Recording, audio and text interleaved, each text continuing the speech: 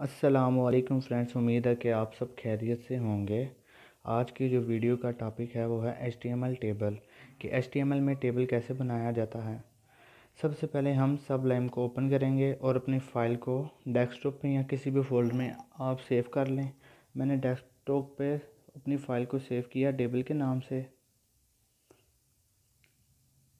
अब इधर मैं HTML के सिंपल जो कोड है वो लिखूँगा। लिखने के बाद टाइटल में मैं HTML टेबल टाइप किया मैंने।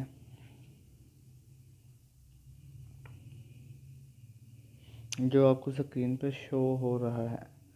करने के बाद इसके बॉडी के हिस्से में आकर मैं टेबल की कमांड यानी कि टैग मैं इसे लिखूँगा। लिखने के बाद इधर टेबल रो आप TD यूज़ कर लें या TH। TD से मुराद टेबल डाटा और TH से टेबल हेडर। आपको पता है कि हेडर जो होता है वो बोल्ड में होता है, इस वजह से मैं इधर TH यूज़ करूँगा।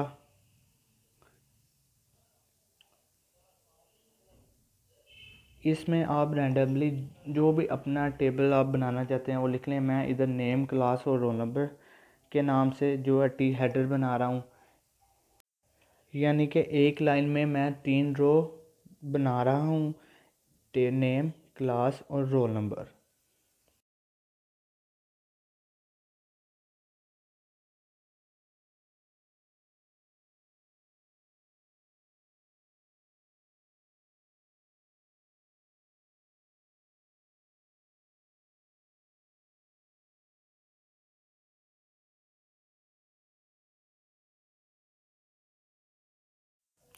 एक और नई टेबल रो ली क्योंकि वो न्यू लाइन में आ जाए।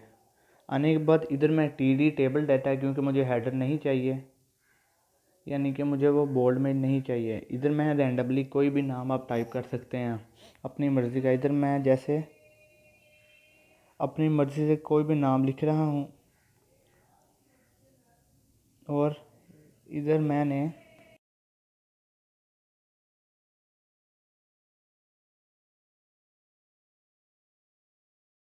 कोर्स का नाम लिख दिया। लिखने के बाद जब मैं एक लाइन की तीसरी रो में आने के लिए मैंने TD यूज़ दोबारा किया। करने के बाद इधर मैं F2 अपना जो रजिस्ट्रेशन नंबर है उसे मैंने अपना टाइप इधर यानी कि इनपुट कर दिया। इधर मैंने जब मैंने इसे सेव करके अपनी HTML फ़ाइल को ब्राउज़र पर ओपन किया तो वो आपको टेबल डिस्प्ले करवाएगा स्क्रीन पर, लेकिन इसमें ये देखें कि वो बॉर्डर जो है वो हमें शो नहीं करवा रहा। इसके लिए हम HTML के कोड में जाकर टेबल के टैग में एक एट्रीब्यूट यूज़ करेंगे बॉर्डर के नाम से। उससे पहले मैं आपको ये चीज़ दिखाऊंगा कि अगर मैं TH की जगह TD यूज़ करूं उसका क्या इफ़ेक्ट पड़ता है और TH का क्या इफ़ेक्ट पड़ता है। ये देखें, मैंने नेम को TD कर दिया है, TH उसे मैंने डिलीट कर दिया। जब मैंने इसे सेव करके रिफ़्रेश किया तो वो आप देख सकते हैं नेम को उसने अनबोल्ड कर दिया। दोबारा इसे मैं TH कर देता हूँ। करने के बाद टेबल में जाकर टेबल का जो टैग है उसमें जाकर हम बॉर्डर का टैग यूज़ करेंगे। जैसे आप ये इधर देख रहे हैं कि इधर बॉर्डर बना हुआ है, यानी कि लाइनें बनी हुई है, वाज़िया तौर पर नज़र आ रहा है। इधर मैंने बॉर्डर का टैग की यूज़ किया। आप अपने हिसाब से 3 का साइज़ दे दें, 4 साइज़ दे दें, 5 दे दें। मैंने इधर 3 या 2 साइज़ दिया। देने के बाद देखें जब मैंने इसे रिफ़्रेश किया और ये इसने हमें जो एक्चुअली टेबल वर्ड में या एक्सेल में शो होता है उसने वैसे ही हमें शो करवा दिया।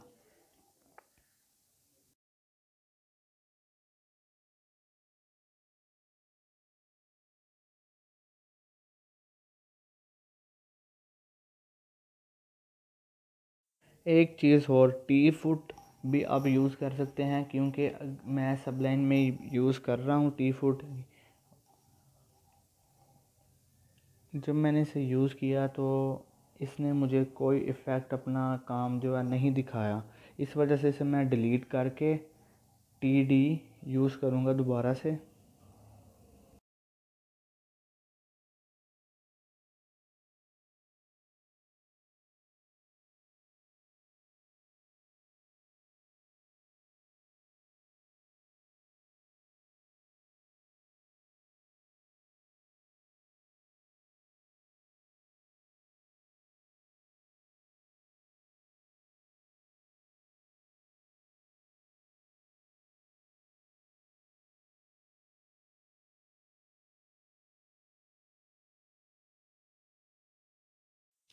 मैंने टी आर के बाद टी डी यूज़ की कि यानी एक रो हो जाए मेरी। मैंने उसे फलक का नाम दिया। आप अपनी मर्ज़ी से अपने हिसाब से जो भी आप नाम देना चाहें वो दे दें उसे।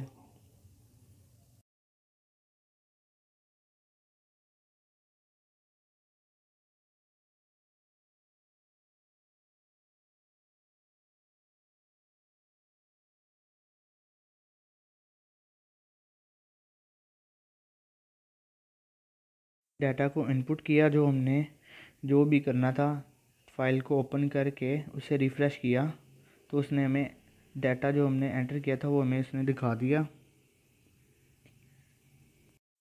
अब मैं आपको करके दिखाऊंगा कि HTML टेबल को मर्ज कैसे करते हैं, यानी कि उसके सेल या रो कॉलम को मर्ज हम कैसे किस तरह से करते हैं। जैसे माइक्रोसॉफ्ट ऑफिस के एक पोर्शन यानी कि सॉफ्टवेयर में एक्सेल में हम करते थे। उसके लिए दो एट्रीब्यूट हैं, कॉल स्पैन और रो स्पैन।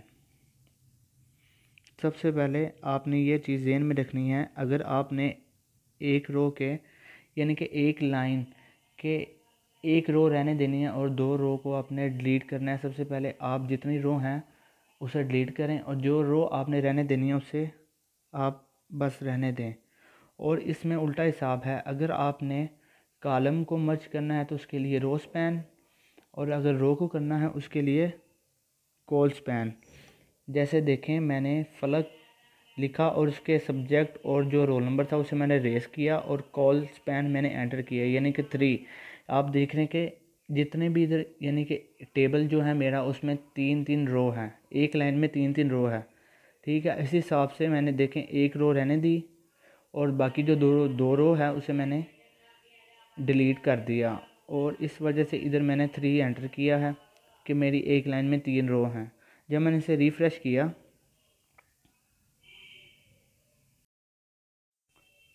रिफ़्रेश करने के बाद उसने देखें कि एक लाइन में एक रो ही कर दी है मुकम्मल, यानी कि उसने 3 रो की जगह एक रो कर दिया, यानी कि एक रो ने 3 की स्पेस ले लिया। करने के बाद आप इसे अपनी मर्ज़ी से सेंटर में कर दें, लेफ़्ट कर दें या राइट कर दें।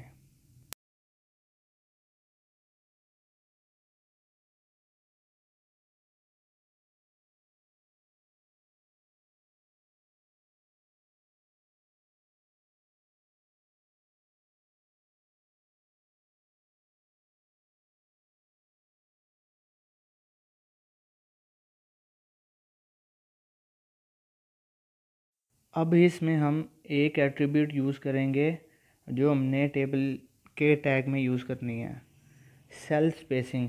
यानी कि वो एक लाइन के जितनी भी रो हैं, यानी कि टेबल में जितने भी रो हैं उनके जो कॉन्टैक्ट है डाटा उसे वो स्पेस दे दे उसके अंदर, यानी कि डाटा को फिलअप कर दे। आपने देखा जब मैंने लगाया सेल स्पेसिंग तो उसने अफेक्ट कर दिया कि उसके कॉर्नर जो टेबल के हैं उसे ऊपर की तरफ उठा दिए।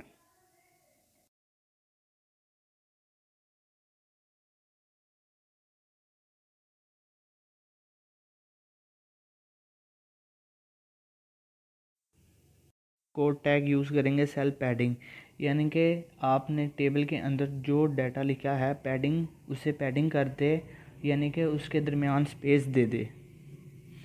ये टैग मैं यूज़ किया और उसे सेव करने के बाद जब मैंने इसे रिफ़्रेश किया तो आप इसे देख रहे हैं उसने टेबल को बड़ा कर दिया। असल में उसने टेबल को बड़ा नहीं किया, उसके अंदर कंटेंट के चारों तरफ उसने स्पेस दे दी है, इस वजह से हमें टेबल बड़ा नज़र आ रहा है।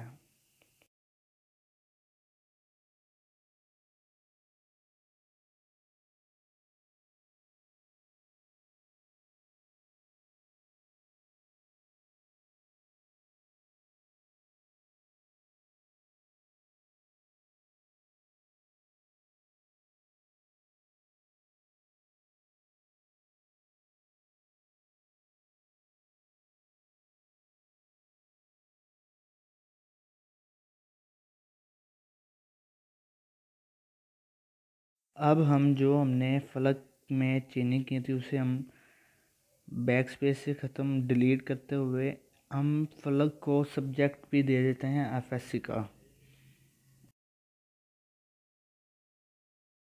इसके बाद हम एक टेबल रो यानी कि दूसरी लाइन में आए और रो बनाए।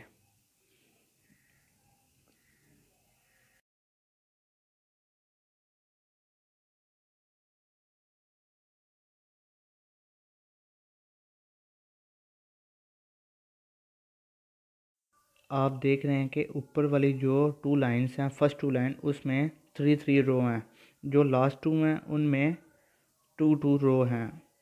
जब हमने इसे सेव करके रिफ़्रेश किया तो उसने हमें ये दिखाया। अब मैं जो चाह रहा हूँ कि मेरा जो एफएससी का टैग है उसमें मैंने एक रो जो है यूज़ नहीं की, वो भी स्पेस जो है वो एफएससी वाले टैग को दे दूँ। उसके लिए मैं कॉल स्पैन यूज़ करूँगा और उसकी वैल्यू 2 दूँगा। 2 देने के बाद आप देख रहे हैं कि उसने हमें एफएससी को 2 कॉलम्स में कर दिया, हमें शो करवा रहा है जो इस तरह से।